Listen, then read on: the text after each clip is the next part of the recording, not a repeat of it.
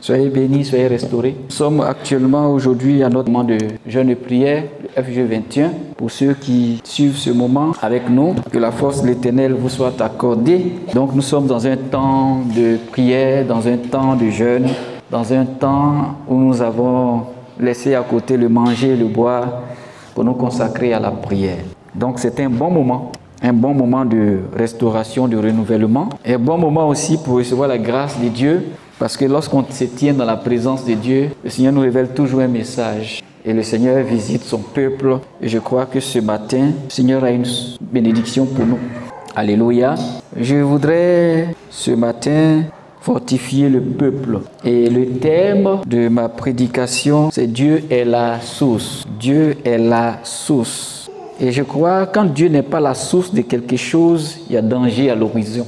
Quand Dieu n'est pas le fondement, quand Dieu n'est pas la référence, quand Dieu n'est pas l'élément principal sur lequel tu t'appuies, tu vas t'épuiser facilement et ce sera difficile pour toi d'avoir du succès. Tu peux peut-être avoir un succès, mais ce ne sera pas quelque chose de durable. Donc ce matin, nous allons attirer l'attention du peuple de Dieu, de chacun de nous, sur le fait que Dieu soit la source. Et quand on parle de source, on parle de l'origine. Lorsqu'on démarre quelque chose, il y a toujours une source. Il y a un point de départ sur lequel on s'appuie. Mais notre foi a une source. Notre joie a une source. Nos doutes aussi ont des sources. Notre peur a une source. Et pour soigner quelque chose, on va toujours à la source. Mais imagine-toi si la source est Dieu. Qui pourra être contre toi et qui pourra t'arracher la chose dont la source est Dieu? C'est pour cela, ce matin, nous allons tourner les regards vers la révélation de la parole de Dieu. Pour que chacun retourne à la source, à la vraie source. C'est important de connaître la source. Donc, c'est une invitation, peuple de Dieu, à reconnaître que Dieu, il est notre soutien ultime. Si tu veux un soutien, si tu veux un bras long, pour parler en Djemé, un bras long qui va te soutenir, pas un bras court, un bras long qui va te soutenir, un bras long qui va te protéger, un bras long qui va te permettre de connaître la prospérité, d'avoir de l'argent, un bras long qui va te couvrir de ses grâces, qui va se couvrir de sa faveur, qui va te couvrir de la sécurité absolue. Si tu veux avoir ce bras long, ce bras que personne ne peut atteindre, retourne à la source. Il faudrait que Dieu soit la source. Donc je vais inviter le peuple de Dieu à reconnaître Dieu comme notre source ultime et la source de tout ce dont nous avons besoin dans la vie. Nous devons reconnaître que Dieu est la source. Tout ce dont nous avons besoin pour vivre en harmonie, tout ce dont nous avons besoin, le pourvoyeur par excellence, celui qui peut nous protéger, celui qui peut décanter les situations, celui qui peut débloquer. Quand le sorcier a bloqué, quelle est la source du déblocage? C'est Dieu. C'est une invitation à reconnaître que Dieu est la source. Nous sommes dans un monde où on accorde plus de valeur à l'autonomie, où on accorde plus de valeur à la réussite personnelle. Il est essentiel de reconnaître que Dieu est la source même de la valorisation de l'homme. Dieu est la source. On dit l'élévation ne vient ni de l'Orient ni de l'Occident, mais l'élévation vient d'où? De Dieu. L'élévation vient de l'Éternel. La source de ton abondance, la source de la richesse, une richesse inépuisable, inaltérable. La source se trouve en Dieu. La source de la croissance spirituelle se trouve en Dieu. La source du pardon, la source de la réconciliation se trouve en Dieu. Même si tu as fait palabre avec quelqu'un, pour que tu te réconcilies, si Dieu n'est pas la source, il n'y a pas de réconciliation. Parce que ce n'est pas Satan qui va t'encourager à demander pardon ou à pardonner ton frère. Satan te dira toujours, il t'a fait trop du mal, il faut te venger. Mais Dieu dira, pardonne, pardonne. Donc la source de tout ce qui est meilleur pour nous hommes, c'est Dieu. Dieu est la source. Dieu, il est la source de ta délivrance. S'il y a un péché qui te fatigue, tu fais tous tes efforts, tu pries, tu jeûnes, mais ça ne va pas. La source de la délivrance totale, c'est Dieu. S'il y a une situation de blocage dans ta vie, quelle que soit la pression que tu as, une force négative, s'il y a des fondements familiaux auxquels tu es encore rattaché, qui te suivent chaque jour, qui te suivent à chaque période de ton existence et qui ne veulent pas te lâcher, la source du brisement de ces fondements, c'est Dieu. C'est une invitation à reconnaître que Dieu est la source. Et cela nous rappelle notre dépendance envers lui. Nous, chrétiens, nous dépendons de Dieu. Nous croyons, nous dépendons de Dieu. Et comme tu dépends de Dieu, chaque aspect de ton existence doit dépendre de Dieu. Chaque aspect. Il n'y a pas un domaine où tu ne dépends pas de Dieu. Il ne faut pas dire, moi, mon argent, ça ne dépend pas de Dieu. Je gère mon argent comme je veux. Ou bien je gère tel domaine de ma vie. Ça là, Dieu, il ne faut pas rentrer là-dedans. Parce que je n'ai pas besoin de toi là-dedans. Non. Nous devons dépendre de Dieu dans tout, pour tout. Si nous voulons avoir la victoire, si nous voulons avoir de l'harmonie, si nous voulons avoir la paix, nous voulons avoir vraiment la croissance, si nous voulons avoir vraiment tout ce qui est meilleur pour nous, la source, c'est Dieu. Je voudrais vous révéler premièrement que Dieu, il est la source de la vie et de la création. Le premier passage, le premier livre de la Bible, on appelle ça Genèse. Et Genèse, ça veut dire commencement. Le premier livre. La Bible, c'est quoi? La Bible, c'est la parole de Dieu. Et c'est pour vous dire que la parole de Dieu commence par un livre qu'on appelle Commencement.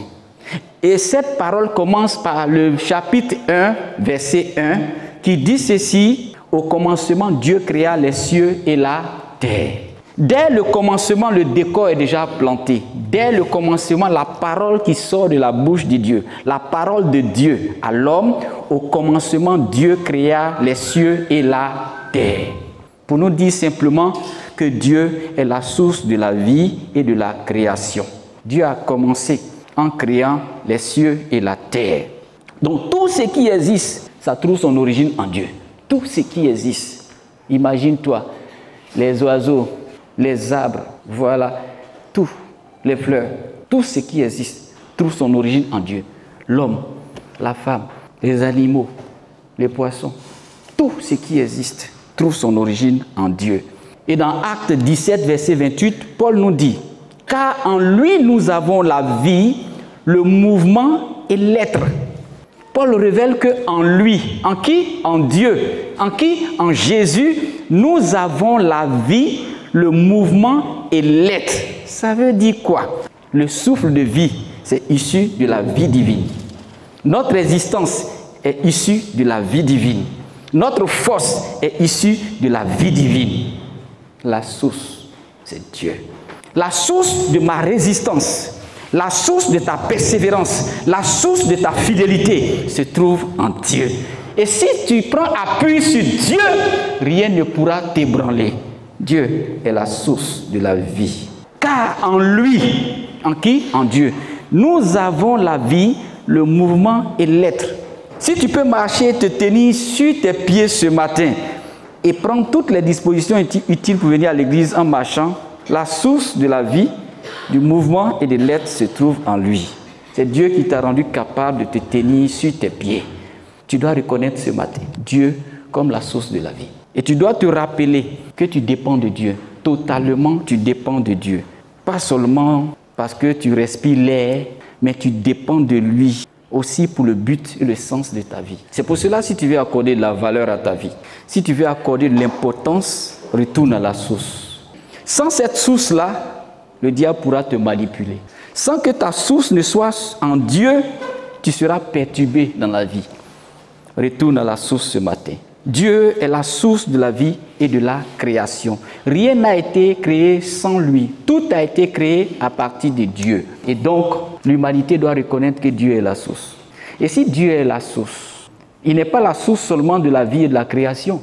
Il est aussi la source qui pourvoit. Je crois qu'on est là, mais chacun de nous est venu ce matin avec un besoin. Des besoins, le plus souvent, qu'on transforme en prière. C'est pour cela que quand le Seigneur enseignait la prière à ses disciples, il dit en priant, dites ceci: notre Père qui es aux cieux, que ton nom soit sanctifié, que ton règne vienne, que ta volonté soit faite sur la terre comme au ciel. Et puis il y a une partie de la prière où il dit: donne-nous aujourd'hui notre pain quotidien. Ce dont tu as besoin, les moyens dont tu as besoin pour faire ton entreprise, l'argent dont tu as besoin pour t'engager dans un business, pour faire ton commerce, les moyens dont tu as besoin, soit pour étudier, pour aller à l'école. Nous sommes dans un monde où tout se paye. Même le transport avant de venir, c'est un besoin. Parfois, tu n'as pas le transport pour venir à l'église. Et tu t'inquiètes et tu demandes: Seigneur, donne-moi de l'argent pour que dimanche prochain, je puisse être à l'église. Pour ceux qui sont éloignés. Quand tu veux voyager, Seigneur, j'ai besoin d'un peu d'argent pour assurer mon voyage. Quand tu veux aller à l'extérieur, tu as besoin d'avoir ton visa. Quand tu veux construire une maison pour laisser au moins quelque chose à ta descendance, tu as besoin de fonds, tu as besoin d'argent. Lorsque tu veux faire un investissement, tu as besoin de quelque chose. La Bible nous déclare aussi que Dieu est la source de la provision. Comment t'approvisionner dans la vie? Comment avoir suffisamment assez d'argent pour pouvoir tes besoins et partager aussi? Comment financer l'œuvre de Dieu? Comment bâtir des églises, des méga churches le plus souvent? Quand on a une grande vision, on se dit, il faut que je bâtisse ici un immeuble à la gloire de Dieu. Ce sont des provisions qui peuvent t'aider à bâtir ça. C'est comme si ta vision sur la terre, si elle est en phase avec ce que Dieu veut, tu peux être capable de dire, Seigneur, je vais bâtir cette maison pour toi. Et qui va te donner la provision? Qui va te donner les moyens? Tout seul, tu ne peux pas. Quelle que soit ta bonne volonté. Je suis venu t'annoncer une bonne nouvelle ce matin. Dieu est source de la provision. Voilà ce qu'il promet. Dieu promet de pouvoir à nos besoins. Ça, c'est la promesse de Dieu. Et c'est dans Philippiens 4, 19, il est écrit, « Mon Dieu pourvoira à tous vos besoins selon sa richesse avec gloire en Jésus-Christ de Nazareth. » Voilà ce que Dieu dit. Et comme ce n'est pas un homme pour mentir, ce n'est pas le fils d'un homme pour se repentir, quand il dit, il accomplit. Dieu dit la vérité. Et c'est lui la source inépuisable. C'est une source qui ne tarit pas. Tu peux avoir ta source peut-être d'approvisionnement auprès de quelqu'un. Mais cette source-là peut tarir. Cette source-là peut épuiser un jour. C'est pour cela qu'il faut avoir une source qui ne tarit pas. Si tu as Dieu comme source, Dieu là, il a tout, en abondance, pour tout. Pour Dieu là, ça finit jamais. Mais l'argent de quelqu'un, ça peut finir un jour. Quelle que soit sa richesse. Quelqu'un qui te finance un jour, tu vas voir un jour, tu vas l'appeler, et puis il n'est pas en forme financièrement. Ça nous arrive tous d'avoir de l'argent un instant, et puis l'instant d'après, de ne plus rien avoir. Oh, Dieu, il a toujours les ressources. Il a créé le ciel, il a créé la terre. L'or et l'argent appartiennent à Dieu. Et il convoie les fonds vers qui il veut. Vers ceux qui ont la foi et qui ont confiance en lui et qui le prennent comme une source. Si tu prends ta source en l'homme, l'homme peut disparaître. Et voilà pourquoi, vous voyez, la nature se régénère toujours. Quand on est enfant, notre source, on te dit papa, papa, papa, papa, papa, papa. Dès que tu as besoin de quelque chose, vélo, papa. Je veux manger, papa. Petit déjeuner, papa. Je vais aller à l'école, papa. Papa finance, papa finance, papa finance. Mais quand tu es croyant, va au-delà du Père. Parce que ce papa-là, Dieu te l'a donné pour un temps. Quand c'est fini là, il prend papa. Mais si papa est parti, qu'est-ce que tu vas devenir si toute ton existence, tu as pris comme source papa? C'est pour ça, en tant que croyant, fixons le regard sur Dieu, créateur du ciel et de la terre. C'est le pourvoyeur par excellence. S'il t'a donné un père sur la terre et qu'à un moment il prend le père, il est toujours le père des orphelins et le défenseur de la veuve. Il y a toujours espoir quand tu t'appuies sur la vraie source. Il est le Dieu qui pourvoit. Regardez l'histoire un peu de la manne, peuple de Dieu. Regardez les enfants d'Israël en Exode 16. Ils se sont retrouvés dans le désert. Plus de nourriture, plus d'eau pour boire. Et qu'est-ce qui va se passer? Dieu va faire descendre la manne du ciel, de la nourriture. Le Seigneur va accomplir un miracle pour que ses enfants mangent. Un miracle pour que ses enfants mangent. Regardez comment le Dieu peut pourvoir à nos besoins quelquefois. On est coincé, on ne sait même pas ce qu'il faut faire dans la semaine. On a un besoin particulier. On fait simplement une prière. Et puis dans la même semaine, Dieu pourvoit. Parfois tu n'as rien à manger. Et puis Dieu pourvoit. Dieu pourvoit de façon miraculeuse. Tu es assis et tu vois la main de Dieu. Dieu pourvoit.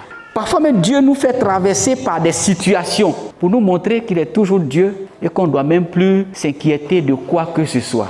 Mais comme parfois on est trop têtu aussi, mais chaque fois Dieu nous rappelle et il nous renvoie toujours à l'idée de compter sur lui parce que c'est le Dieu qui pourvoit. Dieu est le pourvoyeur. Il n'y a pas de problème que Dieu ne peut pas pourvoir. Quand tu es dans une situation compliquée, va à la source. Il ne faut même pas penser à un parent ministre qui doit pourvoir. Il ne faut pas penser à un tonton. Il ne faut pas penser à une amie, soit qui va te donner l'argent. Tu vas l'appeler même, ce jour, elle n'aura pas l'argent. Or, c'est la personne qui te donne tous les jours. Parce que c'est une source qui peut s'épuiser. Mais la source qui ne peut pas s'épuiser là, c'est Dieu. Pour lui, ça ne finit pas. Prends d'abord appui sur le Seigneur parce que Dieu pourvoit. Aucune situation aussi compliquée ou difficile ne peut être résolue sans l'appui du Seigneur. Regardez l'histoire de la manne dans le désert et ça illustre bien que Dieu est capable de nourrir son peuple de manière miraculeuse. Dieu est capable de reconstituer tes documents de façon miraculeuse. Dieu est capable de pourvoir ton besoin pour que tu puisses faire ce business-là de façon miraculeuse. Ce que tu as perdu, tu peux retrouver ça par la puissance et par un miracle divin. Parce qu'il est la source qui pourvoit. Parfois, le monde nous encourage souvent à être autosuffisant. Mais la vraie sécurité, là, ça se trouve en Dieu. La vraie sécurité se trouve en Dieu. Donc, il faut faire de Dieu ta source. Si tu fais de Dieu ta source, tu vas trouver la paix et la vraie. Et tu seras stable. Et rien dans ce monde ne peut t'ébranler si tu fais de Dieu la source de toutes choses. Voilà que le Seigneur pourvoit. Quel est ton besoin ce matin? Quelle est la situation que tu traverses? Et puis tu as l'impression que c'est le tourment. Tu as l'impression que c'est impossible. Retourne à la source. Dieu pourvoit. Il pourvoit réellement. Il peut accomplir le miracle. Est-ce que tu crois que ce Dieu est capable? Dieu est aussi la source de la sagesse et de la direction. Sans la sagesse, on ne peut pas évoluer dans la vie. Tout part dans la vie d'une idée. Mais ce sont les idées sages qui font avancer. Mais une folle idée peut te faire rétrograder. Une fausse idée peut te faire bloquer pendant des années et puis tu ne bouges pas.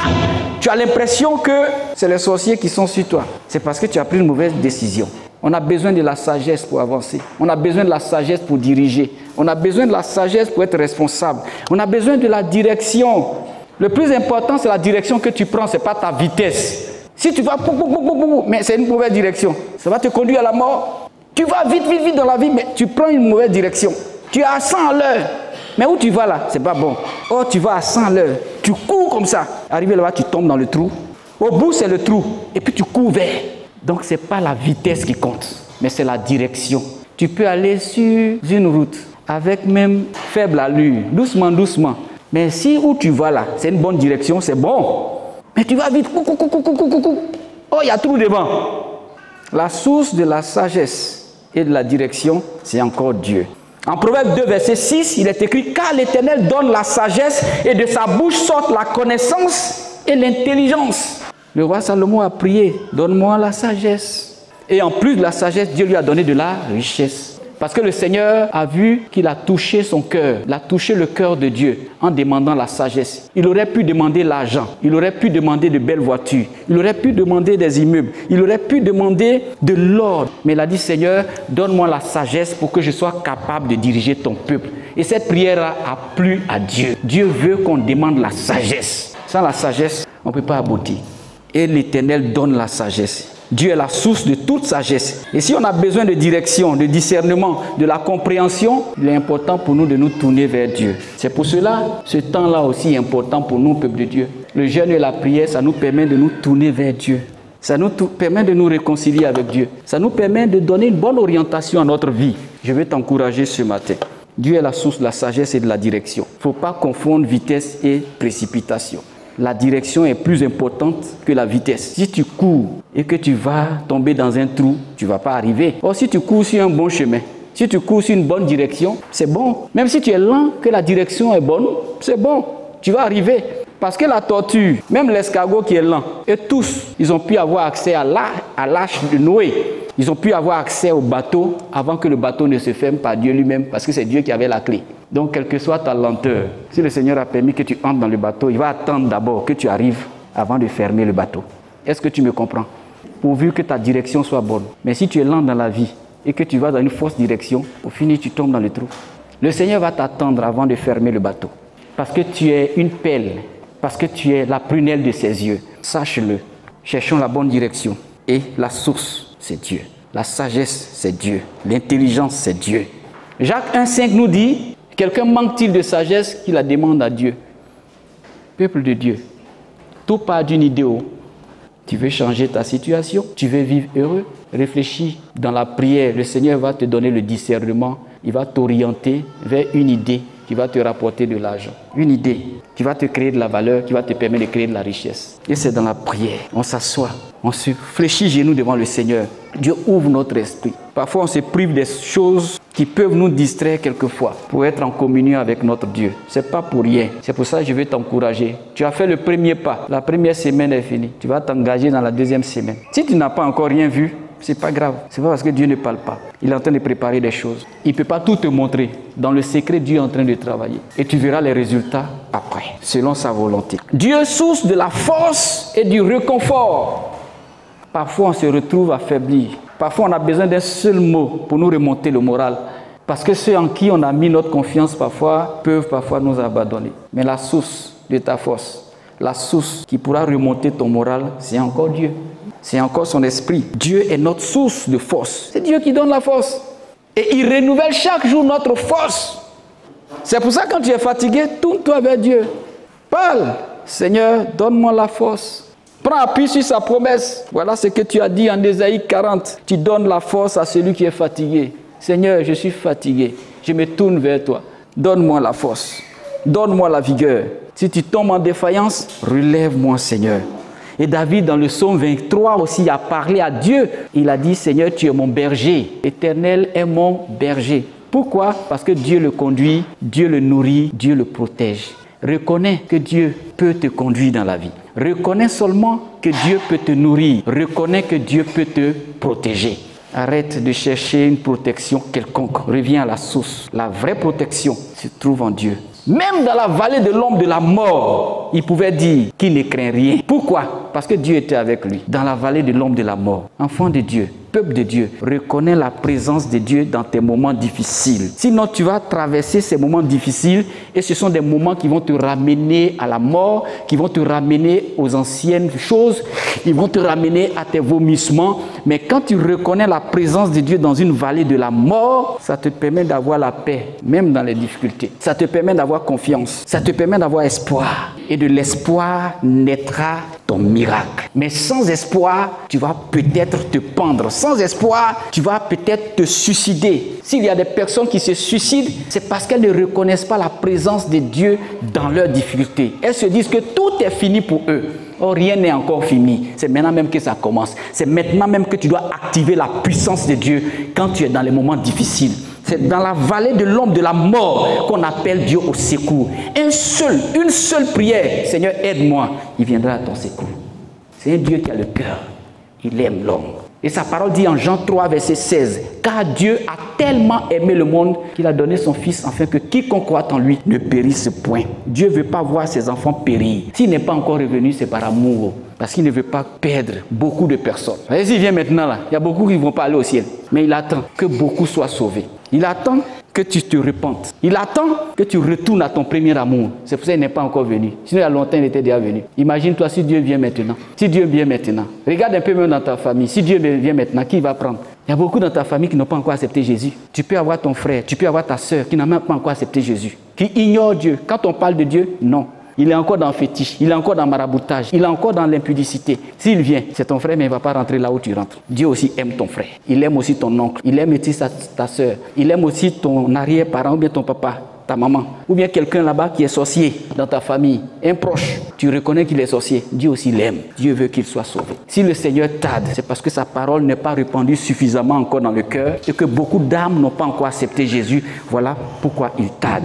Son désir, c'est de nous sauver. Je vais te dire ce matin, il est la source de la force et du réconfort. Quelle que soit la situation que tu traverses, sache que Dieu est là. Dieu nous soutient et Dieu est notre refuge. Et voilà pourquoi tu dois vivre en dépendant de Dieu comme étant ta source. Pas un homme, pas une organisation. C'est pas une église qui est ta source. C'est pas un être humain qui est ta source. Mais ta source, c'est Dieu. Reconnaissant Dieu comme notre source. C'est en cela que tu vas vivre une vie de foi, tu vas vivre une vie de confiance, tu vas vivre une vie pleine si Dieu est ta source. Jean 15, verset 5, il est écrit « Sans moi, vous ne pouvez rien ». Voyez que cette dépendance-là est un acte de foi, est un acte de soumission, c'est un acte de gratitude.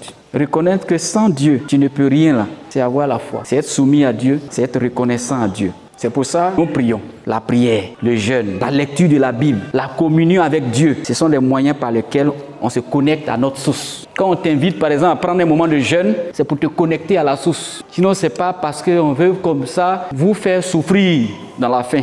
Ou bien on veut te faire souffrir dans la soif. Non, c'est pour se connecter à la source. Quand tu te connectes à la source, il y a un miracle qui se prépare. La prière, le jeûne, la lecture, la parole de Dieu, la communion avec Dieu, ça te connecte à la source. On doit faire de Dieu notre source quotidienne, peuple de Dieu. Que Dieu soit ta source. Tout ce que nous faisons, nous le devons au Seigneur.